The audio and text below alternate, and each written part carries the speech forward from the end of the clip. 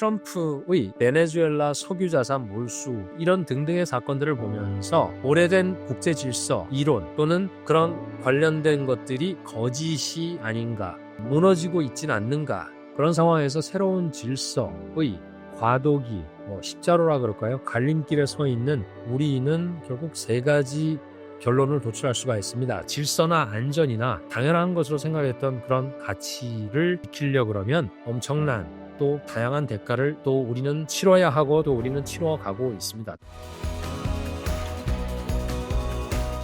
네, 안녕하십니까. 상하이 클래스입니다. 오늘은 국제 질서 그리고 패권의 붕괴에 관해서 한번 얘기를 해보겠습니다. 베네수엘라의 대통령 마두로 부부를 납치한 미국의 섬광작전이라고 했었죠. 이걸로 미국이 뭘 얻었을까요? 당연히 많습니다. 미국은 베네수엘라의 석유를 5천만 배럴의 수입을 동결을 하고 미국 재무성이 보관을 하겠다는 발표를 했습니다. 이 말은 판돈도 전부 미국이 예치하고 그리고 쓰는 것도 누가 쓸까요? 트럼프 대통령 그리고 국무장관, 재무장관 이 세 사람이 결정해서 쓰겠다는 그런 선언을 한 것입니다. 정치학자인 찰스 데일리가 주권 국가를 연구할 때 이 주권 국가를 폭력 조직하고 비교한 적이 있는데 그것은 고정된 국경, 나와바리라고 할 수가 있겠죠. 그리고 보호비, 세금, 무력에 기반한 질서 유지 이런 등등을 가지고 있는 주권 국가라는 것은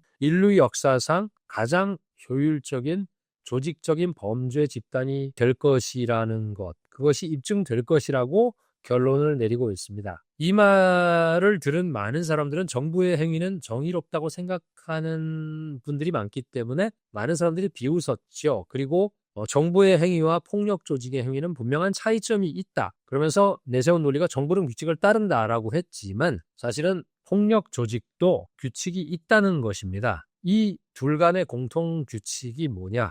원칙이 있는 폭력, 영어로는 principled violence라는 것입니다. 둘 다 원칙이 있다는 얘기입니다. 트럼프의 마두로 납치 작전, 그리고 그 뒤에 수익 계산의 방식, 그리고 트럼프가 폭스뉴스의 인터뷰에서 스스로 얘기했던 이거는 몰로주의가 아니다. 나는 돈로 독트린, 돈로주의라고 부른다라고 했죠. 물론 트럼프 대통령은 자신의 이름을 도널드라는 것을 내세운 것이 이제 돈로 독트린이라고 했겠지만 그것을 듣는 순간 저는 영화 대부에서 나왔던 돈 골레오네라고 그렇게 말하는 것처럼 들렸었습니다. 트럼프에게는 적어도 서방구의 모든 국가들은 자기의 부속 가문이나 마찬가지고 심지어 그들로 하여금 대부 영화처럼 손등에 키스를 하고 모든 재산을 넘기지 않으면 보자 이렇게 말하는 것 같습니다. 지금 우리가 목격하고 있는 것은 패권이 어떻게 쇠퇴할 것이냐라는 그런 의미가 있는 것 같습니다. 패권이 부상하고 유지하고 그리고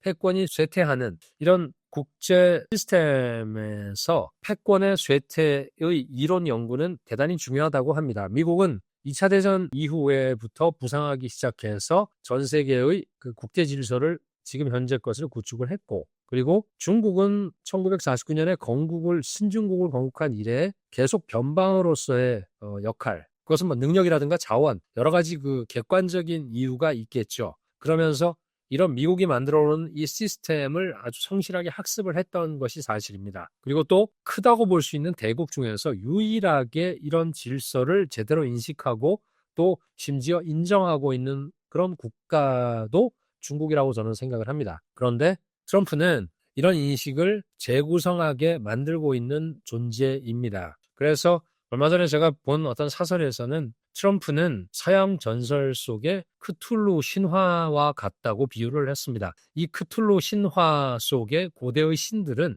인간의 이해를 벗어난 존재들이라고 하죠.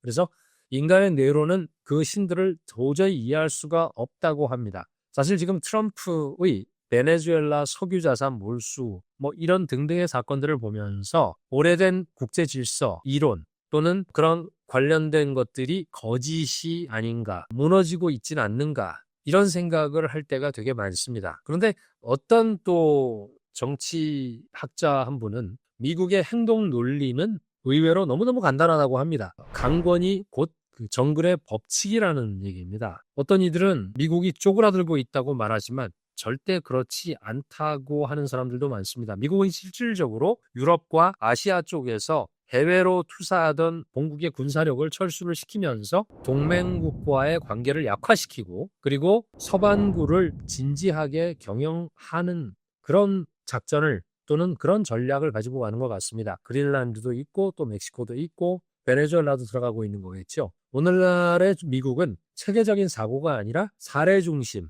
그리고 자극적인 것에 대한 반응 이런 식의 선택을 하고 있는 것 같습니다. 하지만 그 핵심은 여전히 내 건 내 거고 네 것도 결국은 내 것인데 그 전제 조건은 결국 뭘까요? 힘입니다. 그것이 투영되고 있는 것이 베네수엘라, 그린란드, 이란 심지어 멀리 있는 이런 대만까지도 그런 것은 발휘되고 있는 것이 현상입니다. 실력이 되고 힘이 있으면 다른 지역에서도 맞춤형 이익의 경계를 구축을 하는 현실주의자가 미국입니다. 두 번째로는 미국은 과거의 80년 이후에 그 세계화 그리고 지금의 큰 차이점은 미국의 실력도 변하고 있고 또 그 실력의 분포도 변화하고 있다는 것이 참 중요합니다. 근데 이것을 한마디로 말하면 결국은 중국의 변화입니다. 중국의 경제 규모 그리고 9.3 열병 이후에 보여주고 있는 군사력 그리고 군사력을 뒷받침하는 기반 제조의 실력 이런 것들을 뭐 세 가지 객관적인 지표라고 한다 그러면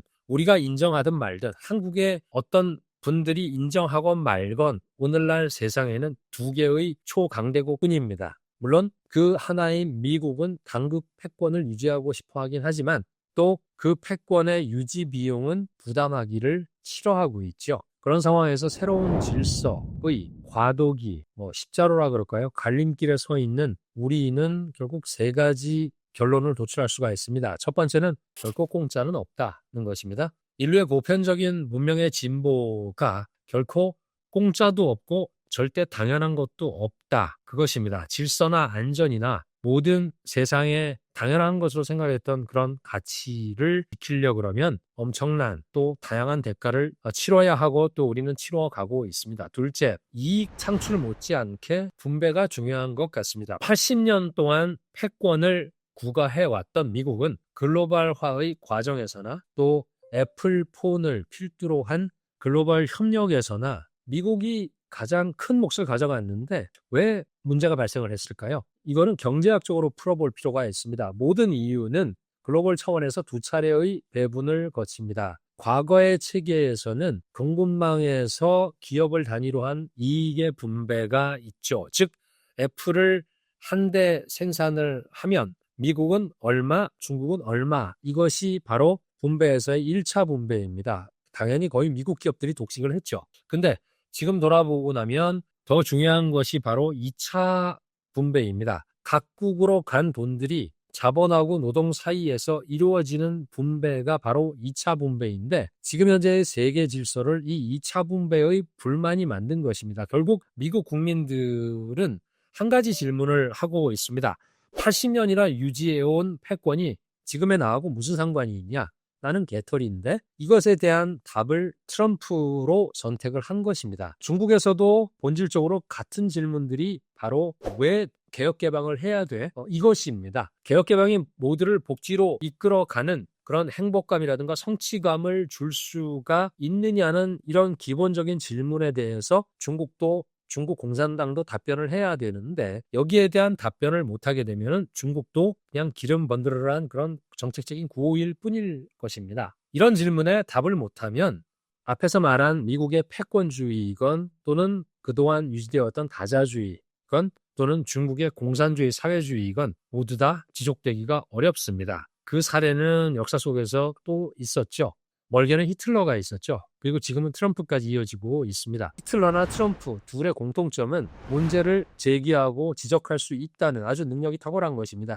히틀러는 빵 한 덩어리에 50만 마르크가 된 그 문제를 지적을 했고 그것을 가지고 세계대전을 일으키는 데까지 갔었죠. 그리고 트럼프는 러스트벨트의 노동자들의 비탄을 말을 함으로써 지금 현재에 와 있습니다. 하지만 이 두 사람도 결코 지금까지는 올바른 해결책을 제시할 수 없습니다. 왜냐? 모든 문제는 결국은 제도의 문제이기 때문입니다. 이런 제도가 오늘날 우리에게 보여주고 있는 세계는 아직도 답은 보이지 않습니다. 그런데 한 가지 확실한 것은 있습니다. 세상의 모든 질서는 결국은 힘이고 소위 말하는 가장 큰 힘이라고 볼 수 있는 패권이 어떻게 될 것인지에 대해서는 지금 확인되기까지는 아직은 조금 더 많은 시간이 필요하지 않나 생각을 합니다. 감사합니다.